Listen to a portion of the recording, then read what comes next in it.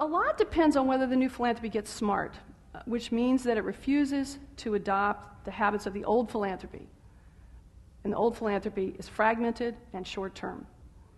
The new philanthropy needs to be connected and patient. One of the most hopeful signs, again, at the Gates Foundation, 85% of their funding in global public health is in partnership. They got that really quickly. And indeed, Buffett's gift itself is a great example of that, I think, of combining efforts, not splitting them up.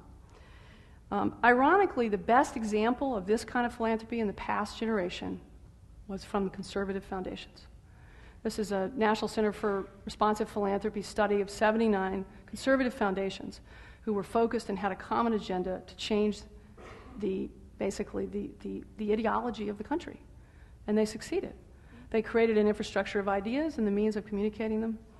They built strong institutions through long-term investments that they made over decades, and they worked in concert with each other on a common agenda. It was stunning, the impact that they had.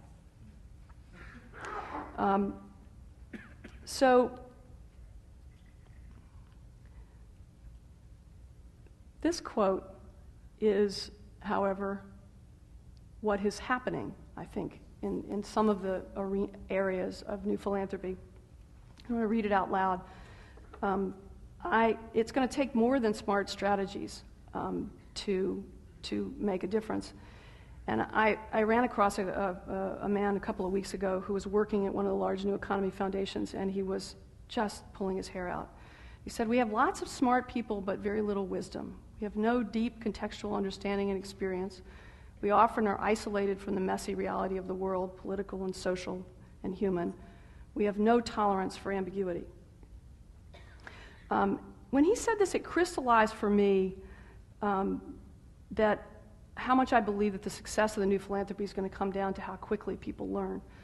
Stuart once wrote a book on how buildings learn. I think we're going to have to watch how philanthropists learn. It rang true for me, and it made me think, to put this in actually starker terms, imagine for a second if the civil rights movement were underway today.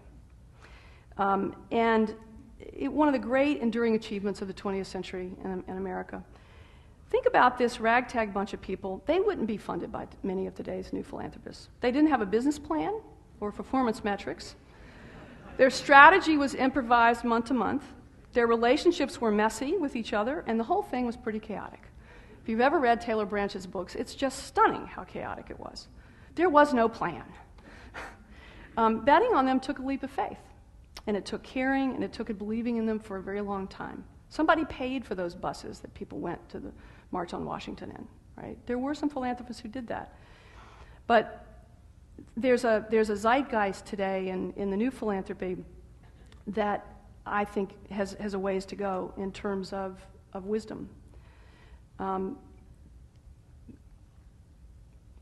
Great philanthropy is a rare combination of risk-taking, empathy, stamina, and humility. I think that's a pretty good definition of wisdom.